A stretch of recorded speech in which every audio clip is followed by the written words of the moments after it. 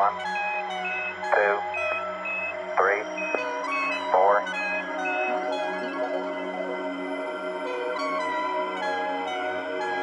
5, 4, 3, 2, 1, 0. All engine running. Liftoff. We have a liftoff.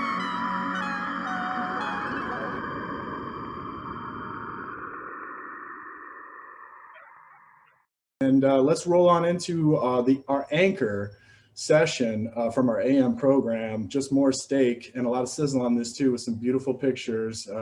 Again, coming back to one of our two feature topics, and so important, as pollinators. And I'm really privileged to bring in, two of the founding fathers of this.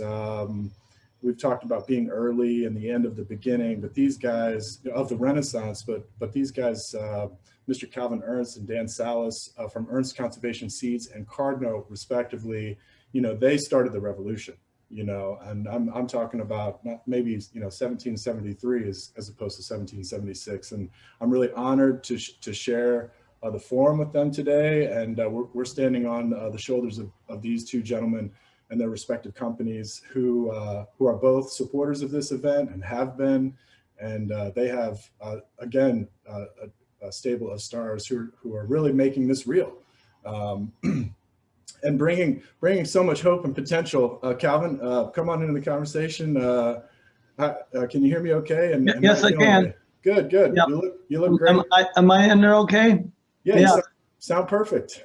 Well, good. Looks like you were already out in the field today. It looks sunny and bright there. Yeah, that's right. I want to make sure that people understand I'm more used to driving a tractor and digging in the dirt than I am one of these programs. So if something goes awry, you'll understand that it's not intentional. That's okay. We're all pros now, unfortunately, thanks to the pandemic. One of the silver linings. So we'll be able to bear with you. And we're really great that you could take some time out of your important work out there in the actual field to dive into bright fields for us today. It's hard to train an old dog new tricks, though. I don't know. You're doing pretty well. You're giving me hope. Okay. Everybody's coming along. It's real. We're busting out into a cross-generational renaissance here. I think I'm happy to report. We're gonna try it here. Okay. We'll take it away, Calvin. Thank you so much. Yes, sir. Okay. Let me get to the first slide here. Okay. Ernst Conservation Seeds has been in business for about we got to see your slides, 5 years. Hang on, you got to share your screen first, my friend. Am I wrong? We just can't see your screen yet, so. Now let me see here. The green share screen button. Yeah, because I got to see these beautiful pictures. Do you see it? And hey, Dan, how are you? I can see you loud and clear over there too. No. Yeah, great. Can you hear me okay? Yeah, you sound good. Okay. I've got to get Andy in here. Yeah, no worries. Dan, maybe you want to go ahead. Do you want Dan to go ahead? We can give you a second if you need to, but Dan. Well, let me see here. Yeah, let's see if you can get it working there, Cal, and if not, I can jump in there. Now here I go with my. Good, yeah, we've got time. No worries. So what's going to happen for everybody? We're going to get some technical advice here. Yeah. Just bear with us because we're going to take a break at the noon hour anyway, which is one of our hard breaks. So let me just take this opportunity to remind everybody to keep the questions coming in the chat. You can also put them in the queue forum that's online. We're coming back today for a Q&A wrap to try to answer questions that we missed. And we're doing that tomorrow as well. We're not done with pollinators, and look at that. I can't even get through my vamp here. I have more important things. Complete your official profiles for free online, and that's all I'm going to try to sneak in. Calvin, you look ready to go, and I'm already blown away with the purple. Okay, well, it's gonna be a little bit more about the birds and the bees than we've been talking about here so far. As I said, I'm more used to the tractor work and the working in the dirt, but I've been my whole life devoted to doing conservation plantings and what have you. When we talk about brownfields, we used to actually seed over 10,000 acres of strip mine land in Western Pennsylvania per year in the 70s and 80s. So that's a legacy that I have. Let's see here. Trying to move up with my next slide. Okay, There we go. You got there we it. go. Now we're starting maybe.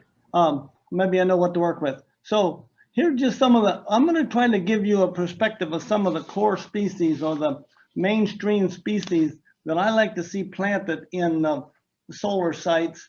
And I just started here with an annual partridge pea. One of the reasons I like to use annuals is the customer then sees some growth the first year and some blooms.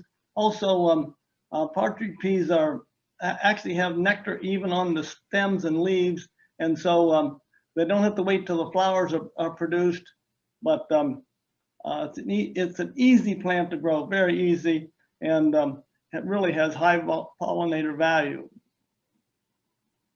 The other one of my favorites is milkweed. There are about 3 major milkweed species in the eastern United States, but milkweeds are an excellent source of nectar, and you can see the bees are busy there. Those flowers produce nectar. Each one of these little flowers produce nectar for about 5 days as the sepals retract, and they are what you'd call in the color stage of their bloom. One of the other ones is butterfly milkweed, and this is one of my production fields. You can see that it loves the southwest exposure, and this is a field right in the foreground is a field that's just been planted to milkweed the first year, so you don't see any blooms that first year, but it becomes this. These are very long-lived perennials, and they'll last on a site many years. Literally have a long life, on a plant life. And here's just a close-up to some of those flowers. Again, you can see the sepals, and as they retract, the bees come in. This is a long blooming period. The flowers are still developing, and honeybees, bumblebees. Here's the bumblebee. A lot of different insects are attracted to this. Penstemons.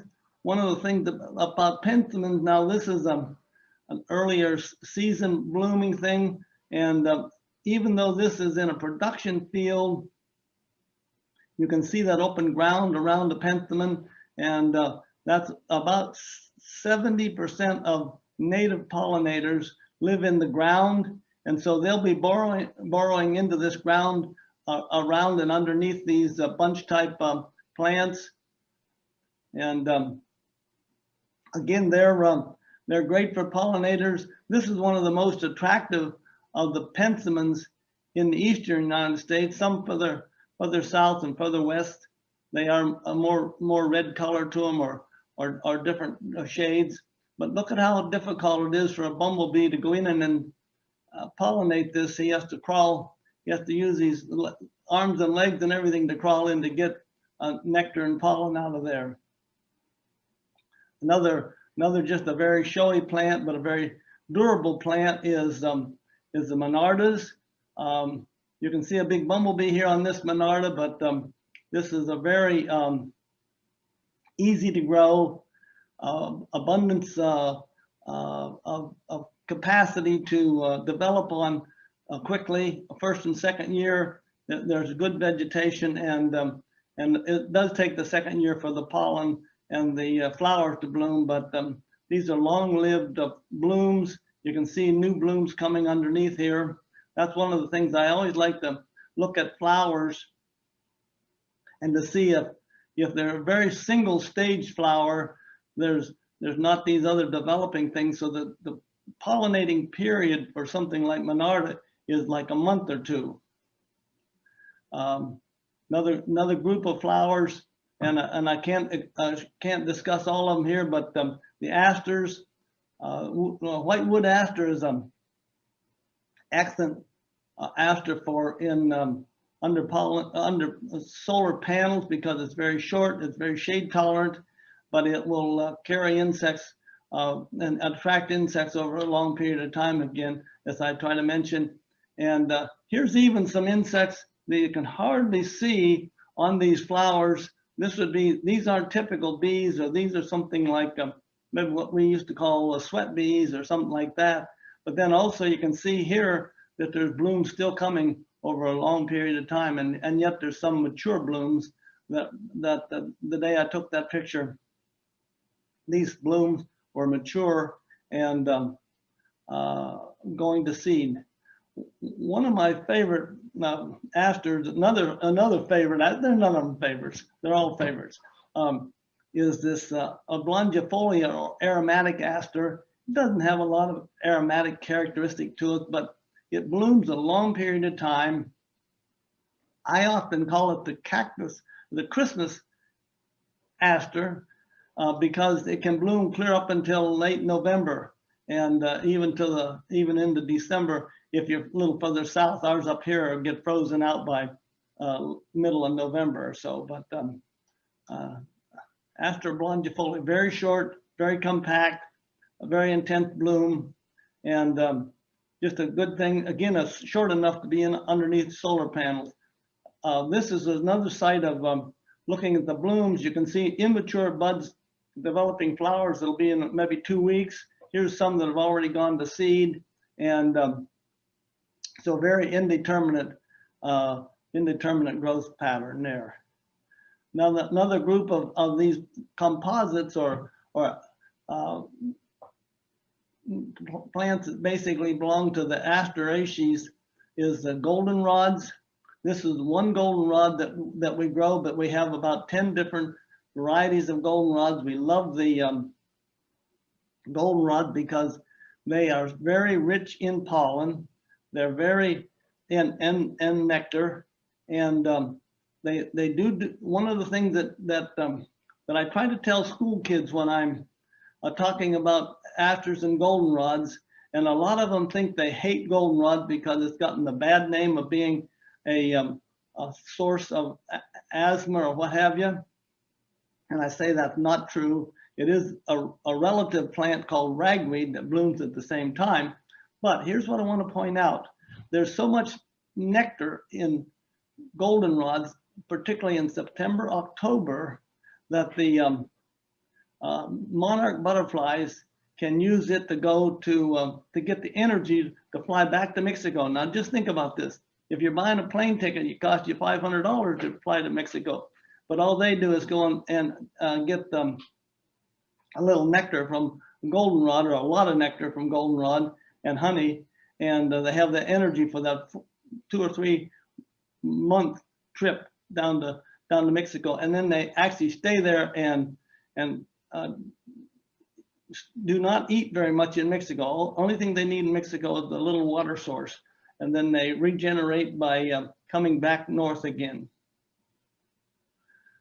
Okay, here's one of our early season plants. The spiderworts. Virginia spiderwort is one of the earliest ones, and it's very short. That's only about 6-8 inches tall. Well, I should maybe say 2 feet at the maximum. But one of the things about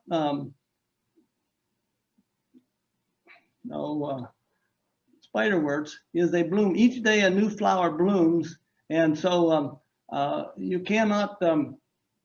These are new blooms that will be opening the next day. And so each flower only has 1 day, but look at how much pollen they have on their, that they create for their the insects that pollinate them. Tremendous amounts of pollen there, so they can get the pollen on their wings and on their feet and everything. Real good plant. So here's something that I don't know.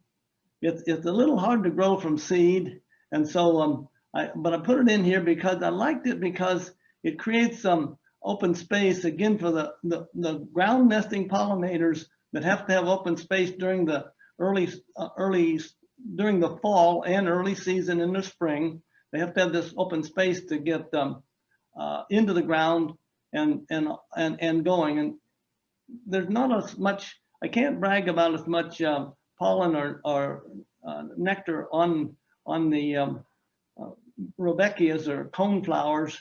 There's several of them, and one of the close relatives is black-eyed Susan, which is very easy to grow, but this one's a little tough, and it has a lot of dormant seed, but it does really attractive, and the blooms last a long time. Another group of plants that this is one of the examples of is the mountain mints. Mountain mints will have very good ground cover. They're very indeterminate growth. There's probably about 2 months of blooming here when they're when the bees will be on them. They're actually see these indeterminate blooming. One set of flowers will bloom and the next one will take more time, and then there's still buds coming here, and yet there's almost mature flowers in some cases right here. Seeds already been pollinated and setting. One of the other mountain mints is the Incanum or hoary mountain mint, and hoary refers to the hairs and the roughness of the leaf. But this white foliage is so hairy that it makes a white foliage. And I guess I wanted to say that when in a good warm day, like in September, the butterflies, the bees, the other insects will just be almost fighting each other for landing space here, and coming in and just jumping one flower to another just as fast as they can. But it's always an attractive plant and a very, very good high pollinator value, very high pollinator value. Another one with high pollinator value, and this kind of falls back into the Asteraceae family or the composite family, but this is Euphotorium or mistflower, quite short, quite rhizomatous, and it stays close to the ground, blooms late in the fall, and can be really attractive because of the blue color rather than some of the other yellows, and we always like to get something other than yellow if we can. But here we have yellow, an early spring, winter hardy plant. Again, it leaves some space around it, and it only lasts about a month, and the flowers will fall off. You can see some of these flowers already fallen off, seed pollinated, and in other words, the seed is developing in these cores, but the new flowers are coming, and so but it's just a great bloomer, very attractive early in the spring. One of the workhorses that you can put in on a solar site is little blue stem. We grow several ecotypes of eastern ecotypes of little blue stem, and they do allow for a lot of open space, or they do well in open space, I should say, and they have very deep rooted. And I guess one of the things I like to say is you're sequestering carbon in the soil with the warm season grasses at the same time you're harvesting energy from the sun on your solar site. So this is one of those classified as a prairie species, but it grows clear from Rhode Island to California. It's a very universal grass across the United States. A relative of switchgrass is this Panicum anceps, and it's just a tough character. It tolerates a lot of traffic. You can drive over it. For a warm season grass, it is kind of flexible at the floor, and where we drive on it, it just seems to do as well as where we don't drive on it. So it's a very tough plant for grass. You do need some grasses. Now, I know I've diverted from the being pollinator value, but you need to have a diversity of plants to give your whole site stability. And this would be one of those things that'll stay a very rhizomatous and vigorous root system that will stay down in the soil during the winter, even though it'll be dormant. This is one of our poor cousins of the panicums, or sometimes they're called dolichiums, which means two flowers. And this is the early season flower right here. And you can see those seed heads come up out of the flower. And we don't generally harvest that first flower or first seeding from those flowers, but we actually harvest later in the season a seed head that is developed down in the whorl of the leaves, and it's actually more productive than the first set of flowers. So there's this grass and a grass we call deer tongue that are in this two flowering stage. Then we have a purple top, well adapted to poor soils and tolerates grazing and mowing and what have you. Here's a purple love grass. Incidentally, we talked a little bit about compaction on sites. You see where the driving has done what the driving in the field is as a maintenance process, the till and what have you, but the compaction is in those roads there. So that's one of the things that we want to be aware of. I have a little bit of discussion of wetland species, and because most of these sites are going to have some wetland impact, and so I think it's good to have some of these. This is another tough panicum grass that'll tolerate flooding or traffic. So there's going to be about 3 sedges here. Fox sedge, you look like a fox tail there, and it's a very tough grass type plant. It's already greening up this time of year. It stays alive all year. Another cousin of that is Frankie sedge, a little different seed head, but very tough and easy to seed from seed, easy to grow.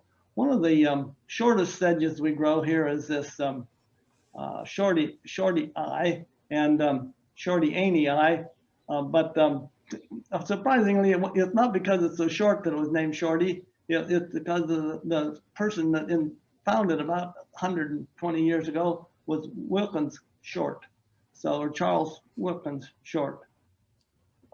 Awesome, Calvin. Looks good. I'm sorry. Let me jump in and try to take back, but hang on, because we've got bonus time. There's nothing scheduled after this.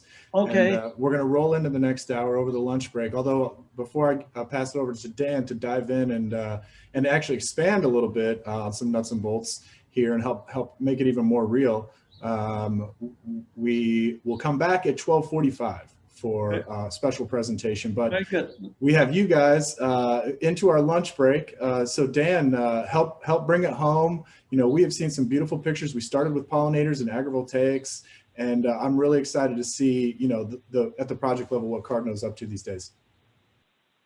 Thank Sure. you. Yeah, no, happy to do that. Let me see. I think Kelly, I think you need to stop sharing so I can share my screen. Okay. Yep. Let me see how I can do that. Yeah, and while that's getting set up here, I might take a little higher level approach. You know, I think Callie did a great job kind of talking about individual species and what we can actually put in the ground to make these sites successful and you know, beneficial for pollinators. And I think you want to step back a little bit and think about, you know, how do we then you know, scale this up, right? You know, things are trending in the solar industry towards scaling up, right? Increasing the size of sites, you know, the output of sites. And so I want to talk a little about that because it does present some challenges, but there's also a lot of opportunities there. And so I have, you know, for today, the poster child here, Bombus perplexus. You know, I love this photo. These photos are from the USGS's National Bee Lab, and Sandrogi, you know, leads over there. Takes these amazing photos, and you know, Bombus perplexus is the confusing bumblebee. I feel like a lot of people, when it comes to pollinator and how to do pollinator vegetation, you know, presents a lot of confusion. And so, you know, try to clear that up.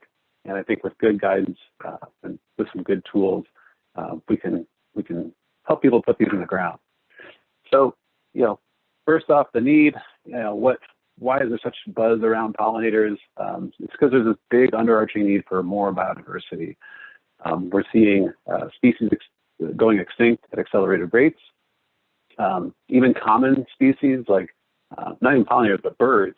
There was a study that came out a couple years ago that showed that, you know, there's been a roughly 30% decline across all bird species in North America over the past 30 years. So drastic declines. And then relating that back to pollinators, you have species like the monarch butterfly, which is iconic, right? I think everybody has familiarity with that species, maybe childhood memories.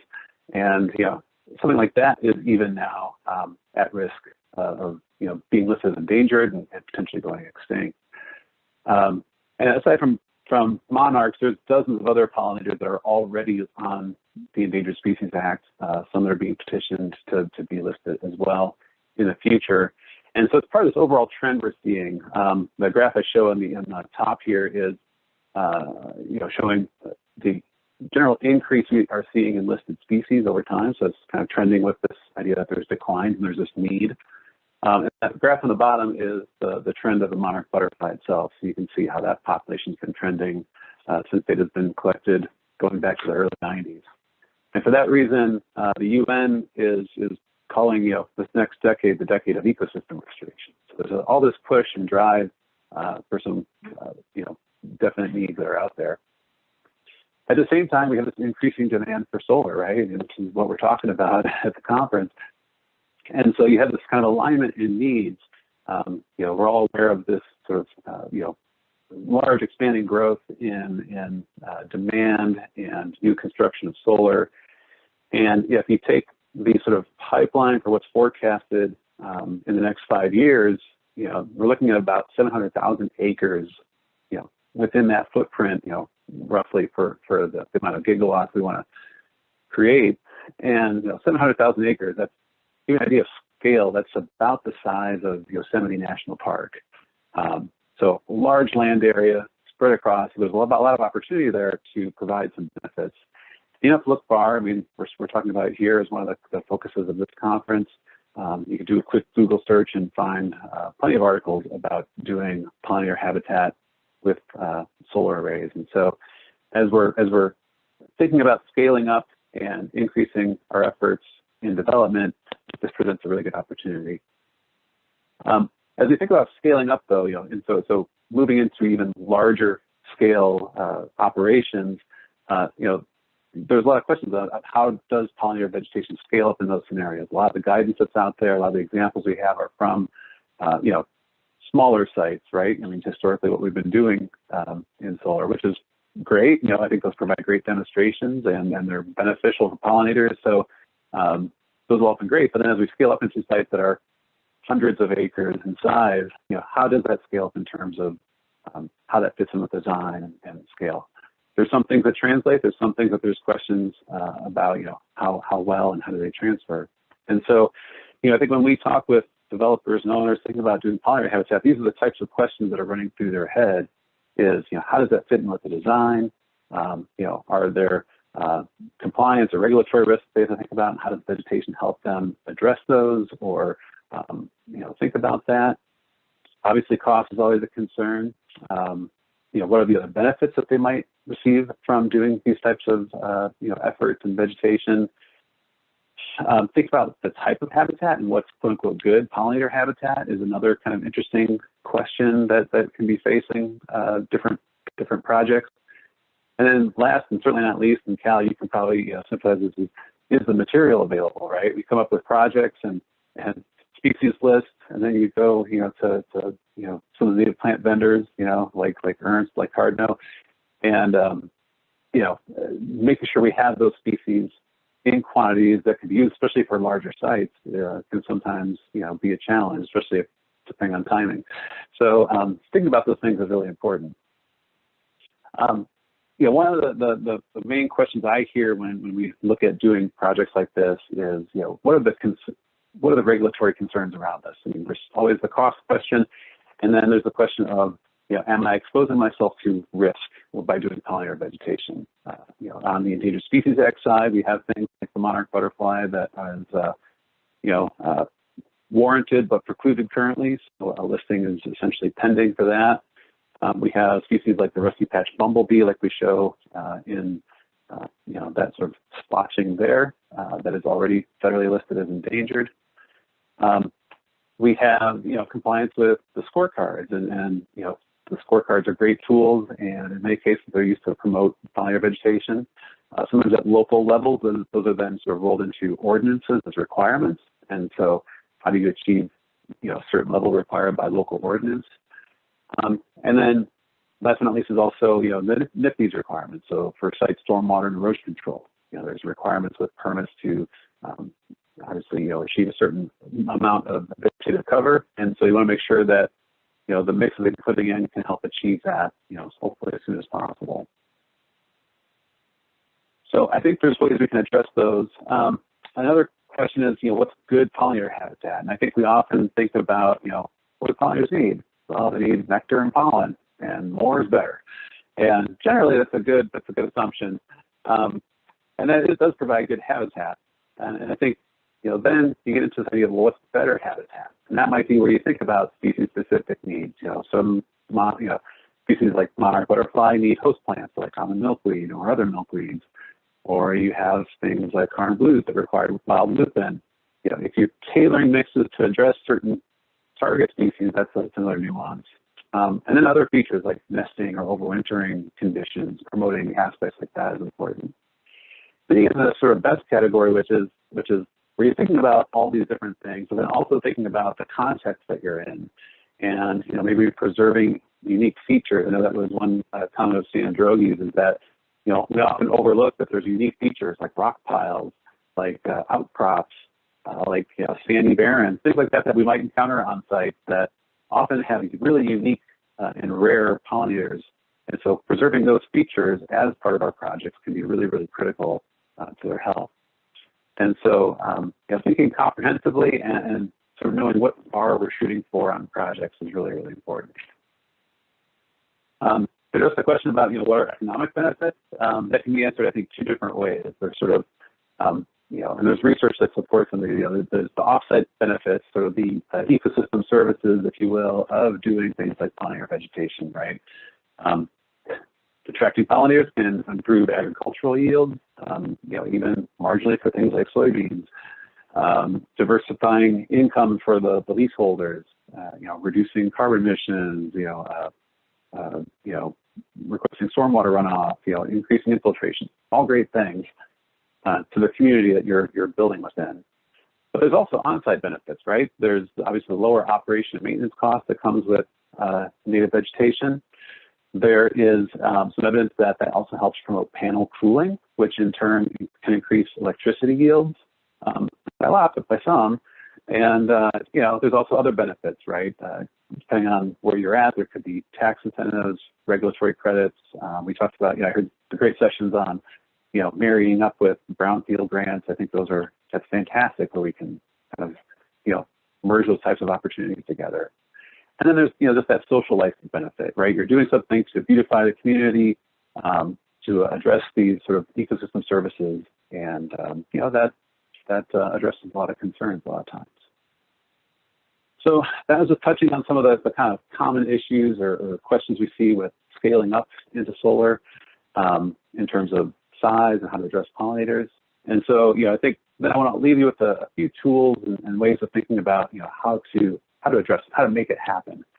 And I'd say first and foremost, involving a vegetation management consultant is, I think, really, really important, as I'm sure Cal can attest to too, right? You wouldn't ask, us as ecologists to design the panels. We also don't want to ask the engineers to design the vegetation, right? So finding people's roles and finding expertise where it's best fit, I think, is really, really important. It helps navigate a lot of these issues and questions, pretty seamlessly. There's also a lot of great tools available and coming. First and foremost, we have the Virginia Scorecard and associated resources that are online. I think those are really, really great tools to help anybody get going on planning for vegetation like this at your site.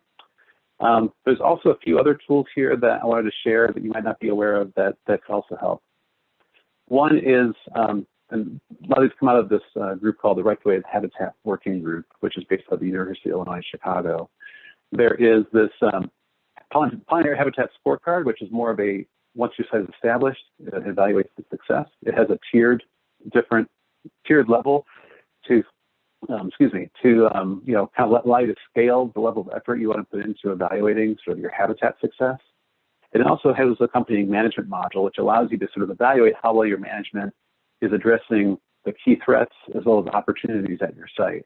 So it's a tool to help you sort of focus your management of your pollinator sites. Another tool that is out there is what we call the Monarch CCAA. It's the CCAA stands for Candidate Conservation Agreement with Assurances. This is a multi-year effort by partners from across the country, and it's essentially a conservation agreement where you can commit to doing beneficial practices for monarchs and by association other pollinators. And in exchange, by making those commitments, you receive regulatory assurances and incidental take coverage from Fish and Wildlife Service for monarch butterfly in the event that it becomes listed here in the future.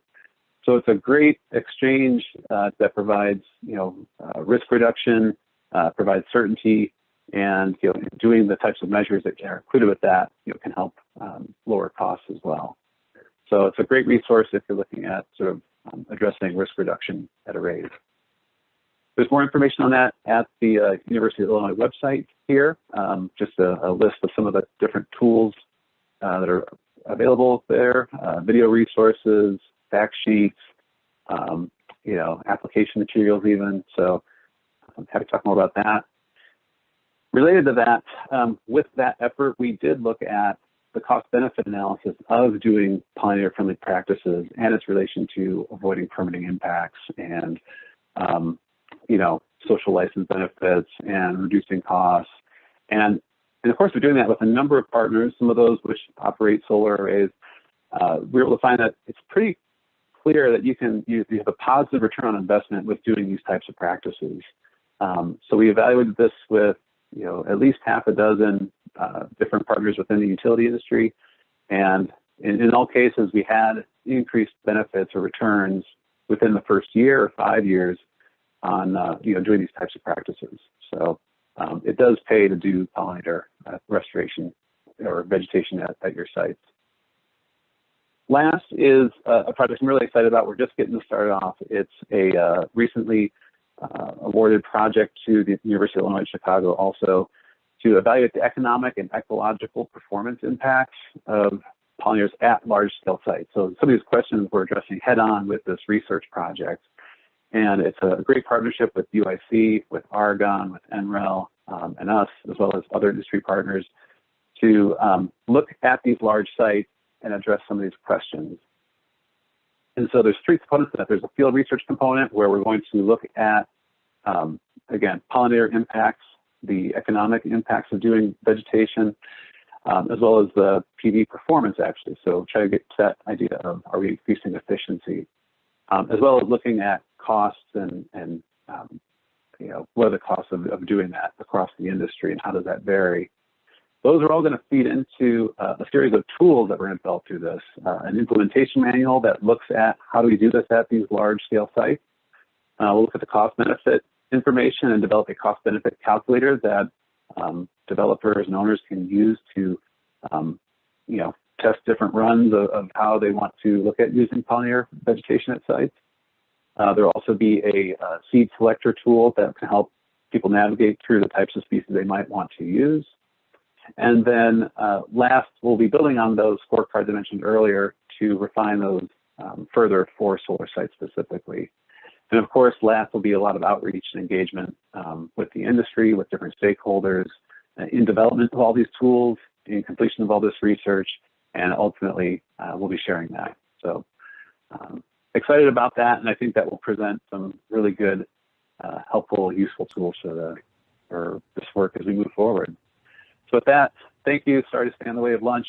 And here's my contact information. Feel free to reach out if you have other questions. And I'm happy to be here.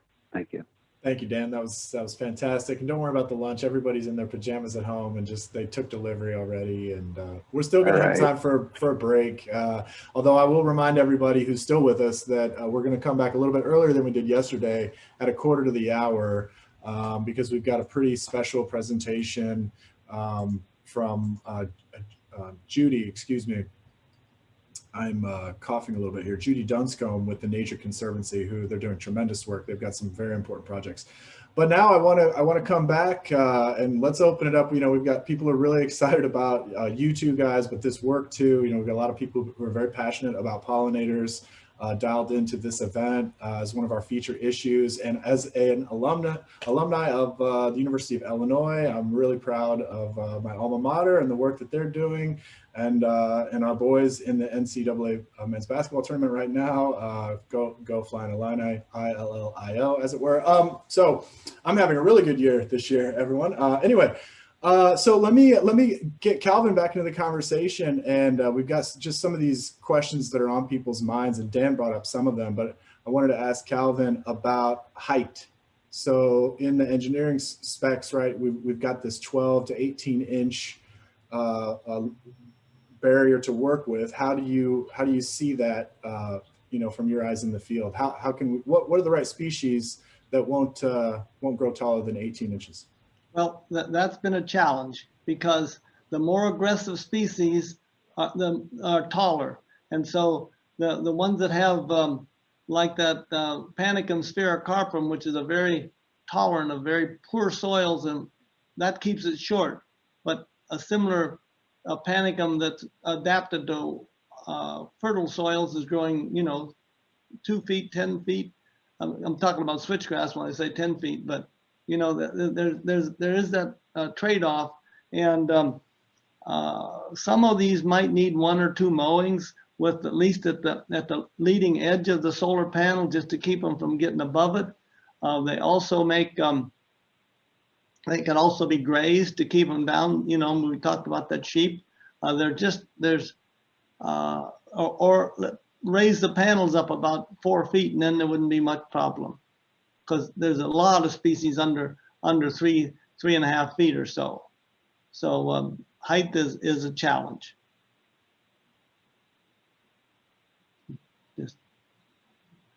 I'm sorry, I was fumbling my mute button. Yeah, height's a challenge, and you know, ecosystems, especially over time and maintenance. And we did have a specific question, and I'll open this up to both of you.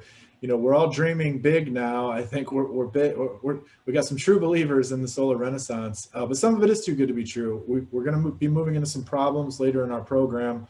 But is it even possible to maximize for pollinators and sheep at the same time? Or we're talking, you know, about the difference between pasture land and beautiful fields of flowering plants. Dan, let me ask you that question first. Can sheep and pollinator, can they coexist? Yeah, you know, that's an interesting question. I think it probably depends on how heavily you graze that. You know, I should say I haven't had the opportunity to work with sheep on any sites, but you know, from what I do know of grazing, you'd have to be cautious of sort of the timing and intensity at which we'd be doing that. You know, so that we're not diminishing or overgrazing some of those natives. But yeah, Cal, have you had experience with that yourself? That's the problem. If you put sheep on it early in the summer, when the plants are building their energy and their pollinator capacity, you cannot graze them then, because you're just eating. You can't have your cake and eat it too. So that's I don't think that they're compatible, but they're not completely equal. I mean, in other words, you can't have both, is what I want to say. Yeah. My sense is, I think for the amount of grazing that would still benefit the pollinating species, it wouldn't make it really economically viable, I think, in the long run. You know, maybe more like one-off grazing. Yeah. And you know, speaking of having our cake and eating it too, or double dipping, I've heard some talk, and actually Carrie Hearn, one of our folks behind the scenes on the planning committee, she's also heard, you know, there's some solar developers developing these bifacial panels where they can maybe take some of the reflective energy back off of the earth or whatever is underneath, and talk even of putting the right species under there. Or does white clover make sense, or does that make sense at all to do white flowered monocultures underneath solar fields? White clover is a very tough species as far as tolerating grazing, and it could actually have some white reflection. It's not native, but it might have a place there in that system, in a grazing system. But not native, as you But said. not native. No, but that's okay. Yeah. Yeah. Yeah, and that bifacial panel question is something we are looking at as part of that field research, as part of that the CECO project. So it'll be interesting to. I think we're going to see if we can gauge, with different vegetation, can you see, positive benefits there. Yeah, awesome. Well, another place where, this becomes just critical path item is, and Cal was bringing this up at the end of his remarks, is water. Stormwater is an emergent issue everywhere, groundwater, and stormwater runoff is just a key issue. We've got a really, really big permitting session that's coming up later today. It's going to roll right into our daily Q&A wrap at the end. And I'd like to actually invite both you guys to come back with your presenter credentials. We may be picking up some questions on stormwater and species and what's appropriate. So Cal, let me go to you first. You were going to wetlands. It's really a key issue. And how can we be thinking about, optimizing these sites for all the positives, but handling our stormwater appropriately? Well, sometimes a wetland is a good opportunity to really include a lot of pollinator value, as well as restoration for birds and other reptiles and what have you. And there's hardly a site that, once you start accumulating the excess water from roads or diversions or what have you, wetlands become a component of these sites, I think. Anything over 20, 30 acres is going to have some detention basins and stuff like that. And so that's going to involve wetlands and wetland species. Yeah. I would say from a NIFG's compliance and trying to reduce your stormwater erosion, it's beneficial sometimes to throw in, having some temporary annual cover crop with your native seed mix, right? That's going to help with weed control, also help get some initial top growth to help, prevent some runoff. And then I think in looking at the native species that you are including in your seed mix, thinking about and trying to tailor, and this is again where having a vegetation consultant is helpful, is to look at, sort of which species are more likely to germinate sooner, and incorporating, those sort of faster germinating native species in with your mix. So you get that permanent vegetation in, as soon as you can. And, Cal, you alluded to that a little bit with things like, some of the annuals and, certain species that are kind of quick establishing. Yes. And another component there is, which I didn't mention, was cover crops to get that initial erosion control. Something like a grain such as oats or rye to give you immediate cover within a few days of when you're finishing a job, when you're getting the construction done, when the soil is disturbed. Awesome. Well, thanks, guys. I really wish we had more time. I know we could keep going. We've used all of our buffer time, and we do take this whole internet thing quite seriously. We want to give people a hard break at the lunch hour, at least, to stand up and walk around for a little bit. But thanks so much. The work you're doing is tremendous. We're really standing on your shoulders. Again, I want to thank you as a carbon-based life form and a father.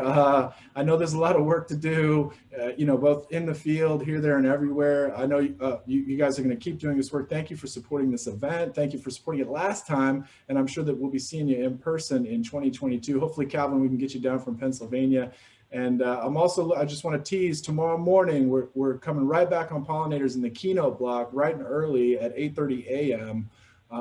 With Robin Ernst, who's really going to hit this bottleneck issue square in the face, because if we're serious about scaling up solar from here, we got to have the stuff to grow, as you guys have made so abundantly clear. It's unicorns and pixie dust if we can't make it real. So thank you for doing that and giving us the ammunition that we need to build this beautiful renaissance, bigger and bolder and more functional than I think anyone might have thought possible, even just a few years ago. But you guys were there early, and thank you again. I can't thank you enough. Thank you. Thanks. Takes a village. You bet. The future's as bright as we build it. Thanks, gentlemen.